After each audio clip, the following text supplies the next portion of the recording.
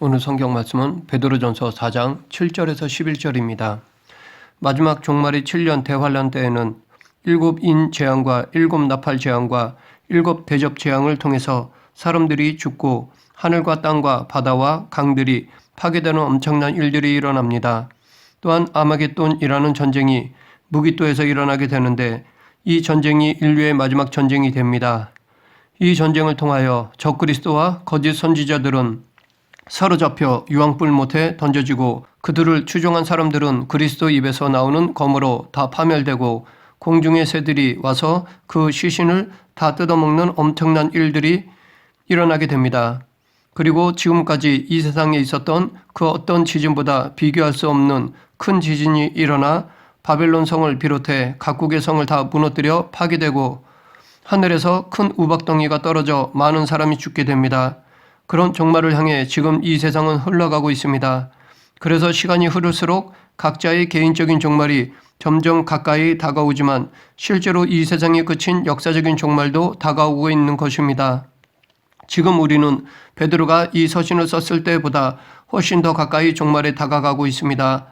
2000년 전 예수님의 승천 이후로 지금까지 이 마지막 종말을 향해 나아가고 있는 이때에 우리는 어떻게 살아야 하는지, 말세를 사는 우리는 어떻게 준비해야 하는지 오늘 본문의 말씀을 통해 살펴보겠습니다. 먼저 우리는 정신을 차리고 근신하여 기도해야 합니다. 7절 만물의 마지막이 가까이 왔으니 그러므로 너희는 정신을 차리고 근신하여 기도하라. 여기서 정신을 차리라는 말은 말세를 향하여 갈수록 점점 더 영적으로 혼탁하고 윤리 도덕적으로 부패하기 때문에 각 시대를 분별해서 생각을 바르게 가져야 한다는 것입니다. 또 근신하라는 말은 그런 혼탁한 세상에서 의롭게 살기 위해서는 절제하고 자제해야 한다는 것입니다. 이 근신하라는 말의 반대 의미는 술 취하지 말라입니다. 즉, 이 세상에 취하지 말라는 것입니다.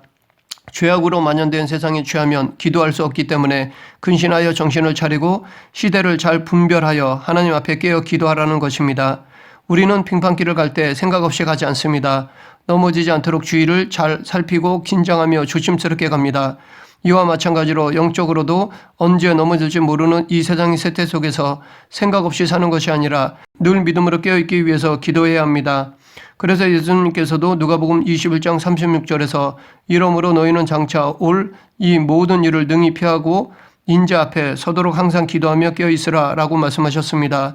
예수님은 마태복음 24장에서 세상 종말에 대해 경고하시고 25장에서 그 종말을 대비해야 할 성도는 어떻게 살아야 할 것인가를 열 처녀 비유를 통해서 말씀하셨습니다. 거기에 보면 열 처녀가 다 신랑을 맞이하려고 등을 준비했는데 신랑이 밤에 도적같이 왔습니다. 그러나 등과 기름을 준비하여 불을 밝힌 슬기로운 5 처녀는 신랑을 맞이했지만 미련한 5 처녀는 등을 가졌지만 기름이 충분치 못했습니다. 그래서 기름을 사러 가는 동안 문이 닫히는 바람에 혼인잔치에 참여하지 못하게 되었습니다. 우리는 다시 오실 신랑 대신 예수님을 기다리되 등만 준비하는 것이 아니라 등에 필요한 기름도 준비해야 합니다. 신앙의 형식만이 아니라 성령 충만한 온전한 믿음을 준비해야 합니다. 언제 예수님이 오셔도 등과 기름이 준비되어 만날 준비를 하고 있는 그런 영적으로 경건한 생활을 해야 합니다. 다시 오실 예수님에 대한 기다림은 헛된 기다림이 아닙니다. 그것은 헛된 소망이 아닙니다. 그날은 반드시 올 것이며 믿음으로 준비된 자는 그 천국 잔치에 참여하는 기쁨을 누릴 수 있습니다. 하지만 예수님께서는 인자가 올 때에 세상에서 믿음을 보겠느냐라고 탄식하셨습니다. 이것은 예수님의 재림이 가까운 종말 시대에 믿음으로 깨어 기도하는 사람이 많지 않다는 것을 지적하시는 것입니다. 우리는 이 예수님의 말씀에 귀를 기울이고 깨어 기도해야 합니다. 그런데 어쩌면 이 권고는 베드로 자신의 뼈아픈 경험에서 우러나온 것인지도 모릅니다. 왜냐하면 과거 그는 깨어 기도해야 할 결정적인 시기에 잠에 취해 기도하지 않았습니다. 그로 인해 평생 잊지 못할 아픔을 경험했기 때문입니다. 그는 예수님께서 잠시 후면 최대의 위기가 닥칠 것이기 때문에 깨어 기도하라고 당부하셨음에도 불구하고 잠에 취해 기도를 드리지 못했습니다. 그리고 바로 그날에 예수님을 부인하는 엄청난 실수를 범하였습니다. 그러나 그런 베드로도 그 이후에 성령 충만함을 받으니까 완전히 새 사람이 되어 기도에 힘썼고 그에게 닥치는 모든 시련을 이겨냈습니다. 그렇기 때문에 이 권고는 그의 뼈아픈 경험이 배어있는 간절한 권면이라 말할 수 있습니다.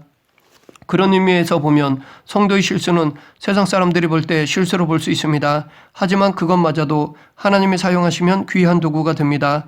하나님은 전능하셔서 우리들의 실수도 당신의 뜻을 이루는 도구로 사용하십니다. 비록 우리가 부족하여 본의 아니게 실수했다 하더라도 실망보다는 그것마저도 하나님께 맡기는 자세를 가져야 하겠습니다. 그렇다고 일부러 실수하거나 반복적으로 실수하는 것은 하나님이 쓰시지 않고 오히려 책망하십니다. 또한 정신을 차리라는 말은 마가복음 5장 15절에서 거라사의 귀신 들렸던 자가 예수님의 치료로 온전케 된 후 제정신이 돌아왔을 때의 상태를 나타낸 단어이기도 합니다. 그렇기 때문에 이 말은 미친 것과 반대되는 맑은 정신을 의미하기도 합니다.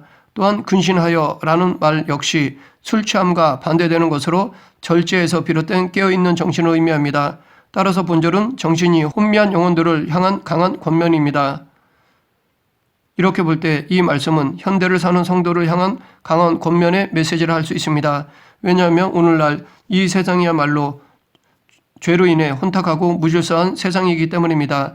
이 시대에 살아가는 사람들의 모습이 마치 거라사의 귀신 들렸던 자의 모습과 다를 바 없이 정신없이 살아가고 있습니다. 모든 영역에서 하루가 다르게 변하는 정신없는 시대가 되었습니다. 그러나 이 시대의 급격한 변화는 예수님이 원하시는 방향과는 정반대의 방향으로 다름질치고 있습니다.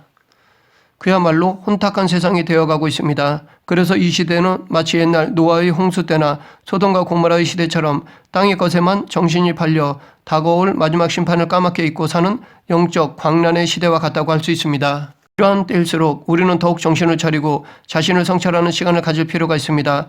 분주한 가운데서도 말씀과 기도의 시간을 정해놓고 육신의 향락에 빠지는 대신 절제와 근신의 마음으로 하나님께 나아감으로써 세상의 타락한 세태에 휩쓸려가는 것이 아니라 말씀과 성령의 인도하심으로 거룩하게 살아가는 성도가 되어야 하겠습니다. 특히 요즘은 선악의 구분을 제대로 할 수 없는 혼탁한 시대가 되었습니다. 한 예로 전에는 영화를 보면 적군과 아군, 선과 악이 명확히 구분되어 선이 이기는 것이었는데 요즘은 선한 자도 악한 자도 명확하지 않는 혼합된 구성으로 되어 있습니다. 이렇게 절대적 선이 없고 절대적 악이 없는 혼합된 가치관이 우리도 모르는 사이에 문화라는 옷을 입고 우리 아이들에게 인식되어 가고 있습니다. 우리는 이런 잘못된 가치관이 대중문화를 통해 우리 아이들에게 들어오는 것을 경계해야 합니다. 선악은 하나님이 기준이지 결코 우리가 아닙니다. 자기 중심으로 판단하면 선악의 구분이 되지 않습니다. 자기 중심의 판단은 자기가 신의 위치에 오르는 것, 우리는 이것을 경계해야 합니다. 둘째, 말세로 치닫는 이 시대에 우리는 무엇보다도 열심히 서로 사랑해야 합니다. 8절 9절 무엇보다도 뜨겁게 서로 사랑을 지니 사랑은 허다한 죄를 덮느니라. 서로 대접하기를 원망 없이 하고, 여기서 무엇보다도 뜨겁게란 말은 운동선수가 결승점을 향해 열심히 달려가듯이 전심전력으로 끝까지 최선을 다하는 것을 의미합니다. 그래서 무엇보다도 뜨겁게 서로 사랑하라는 말은 성도들이 사랑하는 데 있어서 형식적으로 하지 말고 전심전력을 다하라는 것입니다. 대충 사랑하지 말고 사랑으로 하나가 되도록 끝까지 최선을 다하라는 것입니다. 바꿔 말해 다른 것보다 사랑으로 서로 하나가 되어야 한다는 말입니다. 돈이나 이익, 공동의 목표는 한계가 있으며 상황에 따라 오늘의 동료가 내일의 적이 될 수 있습니다. 반면에 사랑으로 하나가 되면 상황이 바뀌어도 변하지 않습니다. 바울은 디모데후서 3장 1절 이하에서 우리가 사는 이 세상은 사람들이 자기를 사랑하고 자기밖에 모르는 이기적인 세상이라고 말하고 있습니다. 실제로 지금 이 시대는 쾌락, 사랑하기를 하나님보다 더 사랑하며 먹고 마시고 즐기는 것이 삶의 목적이요 하나님의 영광을 위해 사는 것이 아니라 자기를 위해 살아가고 있습니다. 그래서 세상에 무정하고 무자비하고 무관심합니다. 그러하기에 우리 신앙의 공동체는 그리스도의 사랑으로 무엇보다도 열심히 서로 사랑해야 합니다. 예수님께서도 이 땅에 오셔서 바로 이것을 실천하셨습니다. 이기적이고 타락한 세상을 구원하시고자 사랑을 베풀어 주셨습니다. 예수님은 당신을 핍박하고 조롱하며 급기야 십자가에서 못 박아 죽이는 자들까지도 사랑하셨습니다. 이렇게 사랑의 온전한 본을 보여주셨습니다. 마지막 때를 준비하는 우리는 더더욱 사랑하기에 힘써야 할 것입니다. 예수님께 받은 사랑을 서로 나누며 이웃에게 흘려보내야 합니다. 이것이 우리가 종말을 준비하는 자세를 할 수 있습니다. 그런데 이 세상에는 종말에 관해 말하면서 이와 다른 말을 하는 사람들이 많이 있습니다. 어떤 사람은 마지막이 다가오니까 직업도 버리고 모든 재산도 팔아 산으로 올라가야 한다고 말합니다. 하지만 성경에는 그 어디에도 마지막이 가까웠으니 집을 팔고 직업도 버리고 산으로 가야 한다고 말씀하지 않습니다. 또한 환상과 계시를 통해 정확한 그 시간과 때를 알아야 한다고 말하지도 않습니다. 다만 오직 깨어 기도하는 것과 뜨겁게 피차 사랑하며 섬기고 봉사할 것을 권고하고 있습니다. 그러므로 우리는 이단들의 거짓 유혹에 넘어가지 말고 잘못된 종말론을 경계해야 합니다. 베드로는 서로 사랑하라고 강조하면서 이어서 그 사랑의 구체적인 행위를 두 가지로 말하고 있습니다. 먼저 8절에서 사랑은 허다한 죄를 덮느니라. 우리가 사랑하면 상대방의 연약한 허물을 덮어주어야 합니다. 사람은 자기 의지와 상관없이 죄악된 본성을 가지고 있기 때문에 거듭나고 중생하여 영적 생활을 함에도 불구하고 잠재된 육의 본능적인 죄악이 있습니다. 그래서 누구나 다 약점과 허물이 있습니다. 믿음이 커도 육적인 단점과 부족함이 있습니다. 온전한 사람은 아무도 없습니다. 예수님 외에는 온전한 사람은 이 세상에 아무도 없습니다. 그렇기 때문에 상대의 연약한 허물을 덮어주지 않으면 사랑의 관계가 이루어지기가 힘듭니다. 이런 차원에서 바울은 갈라디아서 6장 2절에서 너희가 짐을 서로 지라 라고 말했습니다. 즉 서로의 연약한 허물을 짊어짐으로 그리스도의 사랑을 성취하라는 것입니다. 예수님이 우리의 허물과 죄를 위해 십자가를 담당하셨듯이 우리도 예수님께로부터 받은 사랑으로 남의 허물과 단점과 약점을 짊어져야 합니다. 여기서 허물은 육의 연약함이지 악을 행하고도 양심의 가책을 느끼지 않는 상습적인 죄를 의미하지 않습니다. 이런 양심의 가책을 느끼지 않는 사람들에게는 책망함으로써 자기의 죄를 깨닫게 해야 합니다. 반면에 인간적인 한계로 인한 연약함, 허물은 사랑으로 감싸야 합니다. 솔로몬도 잠언 17장 9절에서 허물을 덮어주는 자는 사랑을 구하는 자요 그것을 거듭 말하는 자는 친한 벗을 이간하는 자니라 라고 말했고 잠언 10장 12절에서는 미움은 다툼을 일으켜도 사랑은 모든 허물을 가리우느니라 라고 말했습니다. 실제로 사랑 없는 사람이 남의 허물을 자꾸 들춰내지 사랑하는 사람은 상대의 허물을 덮어줍니다. 한 예로 노아에게 세 아들이 있었습니다. 그들은 셈, 함, 야벳입니다. 어느 날 노아가 포도주를 마시고 취해서 그냥 옷을 벗은 채로 잠들었습니다. 함은 그의 아버지의 모습을 보고 형제들에게 가서 그대로 이야기를 했습니다. 아버지의 허물을 들춰냈습니다. 그러나 셈과 야벳은 그렇게 하지 않았습니다. 뒷걸음질하여 덮을 것을 갖다가 아버지를 덮어드렸습니다. 노아가 잠이 깬 후 이 사실을 알고 함을 저주하고 셈과 야벳에게는 축복하였습니다. 계속해서 구체적인 사랑의 실천으로 9절에서는 서로 대접하기를 원망 없이 하고 우리가 사랑한다면 서로 대접을 원망 없이 해야 합니다. 사랑은 허물만 덮는 것이 아니라 상대를 대접하는 것입니다. 대접이라는 것은 사랑에 필요한 사람에게 사랑을 베푸는 것입니다. 그런데 이 말 안에는 지나치게 많이 하지 말라 혹은 억지로 마지못해 하지 말라라는 의미가 담겨 있습니다. 즉 너무 수고스럽고 번거롭게 하지 말라는 것입니다. 왜냐하면 이렇게 하면 억지로 하게 되고 형식으로 흐르기 때문입니다. 한 예로 예수님께서 베다니 촌의 마리아와 마르다의 집을 방문하셨습니다. 마리아가 예수님의 발 앞에서 말씀을 듣고 있는데 마르다는 음식을 준비하느라고 분주했습니다. 예수님께 무엇을 대접할까 해서 이것저것 준비하느라고 분주한데 동생 마리아가 앉아만 있으니까 예수님께 마리아에게 나를 도와주게 하라고 불평했습니다. 그러자 예수님께서는 너무 많은 준비를 하려고 원망, 불평하지 말고 몇 가지든지 혹은 한 가지라도 족하다라고 말씀하셨습니다.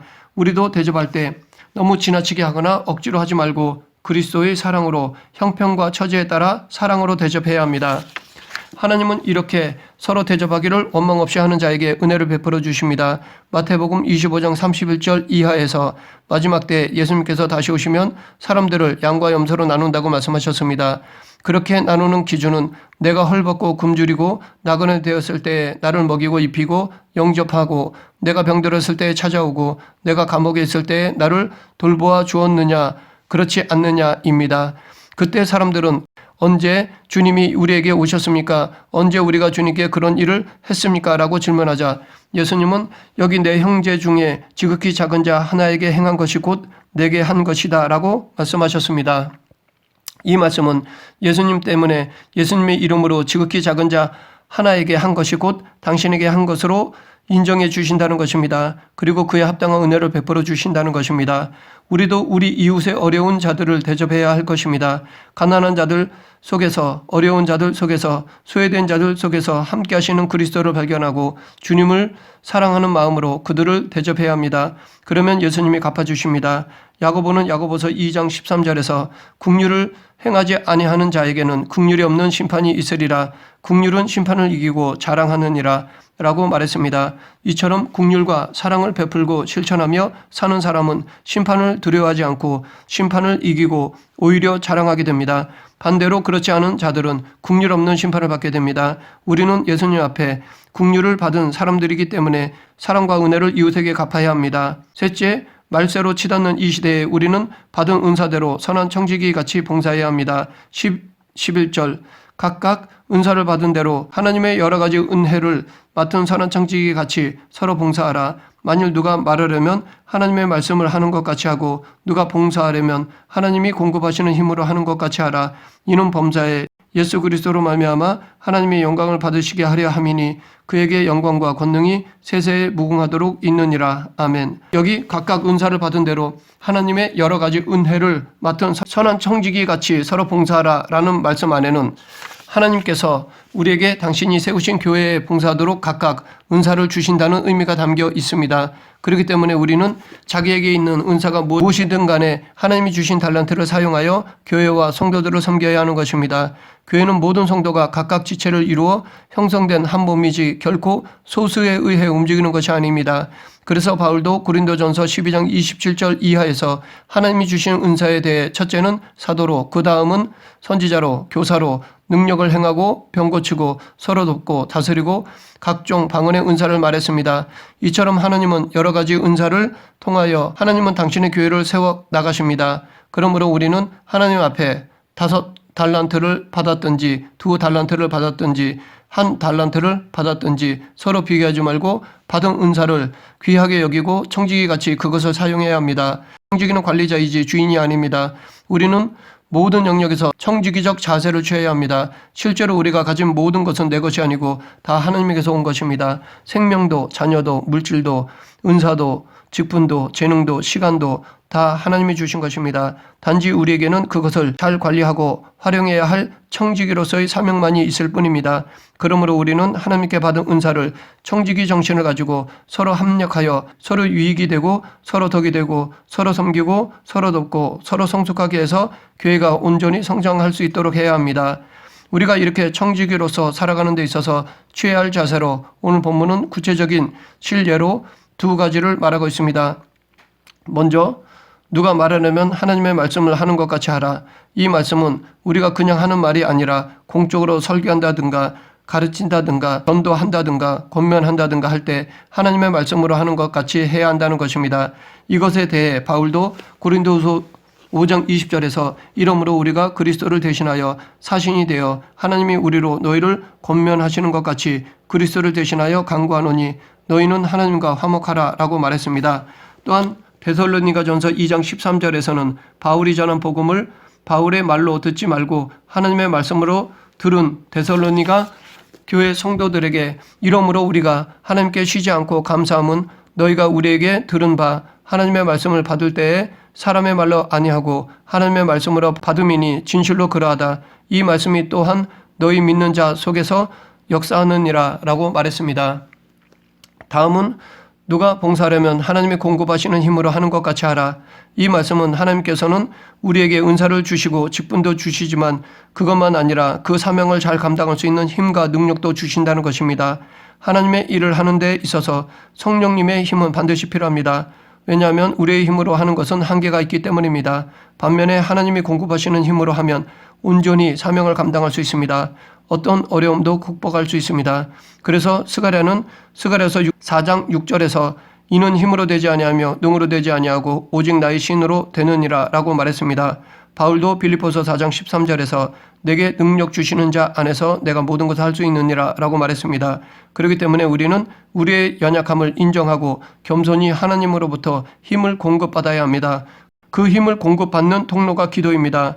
우리는 기도를 통해 성령의 권능을 간구해야 합니다. 초대교회 성도들도 기도하여 오순절의 힘을 공급받았고 성령의 권능으로 사명을 감당했습니다. 그런데 은사를 활용하는 데 있어서 중요한 것은 목적에 있습니다. 누가 말하려면 하나님의 말씀을 하는 것 같이 하라라는 언어적인 은사나 누가 봉사하려면 하나님이 공급하시는 힘으로 하는 것 같이 하라라는 물질의 은사, 모두 이를 행하는 목적은 오직 하나님만이 영광 받으시도록 하는 데 있습니다. 다시 말해 우리에게 주신 영적 은사는 물론이고 물질의 은사 역시 하나님으로부터 오는 것이며 은사를 받은 우리들은 단지 청지기에 불과합니다. 그러므로 하나님이 주신 어떤 은사든 이를 행하는 우리는 청지기로서 오로지 하나님만 드러내야 합니다. 결코 자기를 드러내서는 안 됩니다. 말씀을 정리하겠습니다. 베드로는 마지막 때를 살아가는 우리들에게 깨어 기도할 것과 아울러 자비와 긍휼, 대접과 섬김, 봉사와 사랑의 실천에 더욱 열심을 낼 것을 권고하였습니다. 그리고 여기에 더하여 각자 받은 은사에 따라 이러한 사랑을 실천하되 오직 하나님의 영광만을 드러내야 한다고 하였습니다. 그러므로 우리는 이 마지막 때를 살아가면서 세상의 세태에 휩쓸려가는 것이 아니라 말씀과 기도로 깨어있고 성령의 도우심으로 경건하게 세상의 마지막 때를 준비해야 할 것입니다. 또한 하나님께서 주신 은사로 더욱 열심을 품고 사랑을 실천하되 오직 우리 자신은 감추고 하나님의 영광만 드러내야 할 것입니다. 우리 모두 늘 깨어 기도함으로 마지막 때에 하나님께 충성스러운 성도로 살아가길 간절히 축원합니다. 기도하겠습니다. 알파와 오메가 되신 하나님 아버지, 늘 믿음으로 깨어있어 마지막 때를 준비하는 성도가 되게 하시고 언제든지 등과 기름을 준비하여 신랑 되신 예수님을 기쁨으로 맞아들이는 그리스도인이 되게 하여 주시옵소서. 예수님 이름으로 기도드립니다. 아멘.